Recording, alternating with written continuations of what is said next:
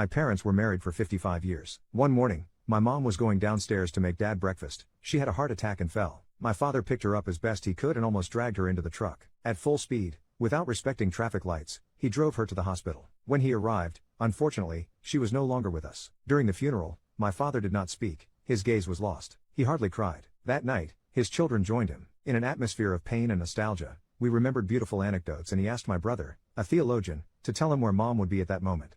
My brother began to talk about life after death, and guesses as to how and where she would be. My father listened carefully. Suddenly he asked us to take him to the cemetery. Dad. We replied, it's 11 at night, we can't go to the cemetery right now. He raised his voice, and with a glazed look he said, don't argue with me, please don't argue with the man who just lost his wife of 55 years. There was a moment of respectful silence. We didn't argue anymore. We went to the cemetery. We asked the night watchman for permission. With a flashlight, we reached the tomb.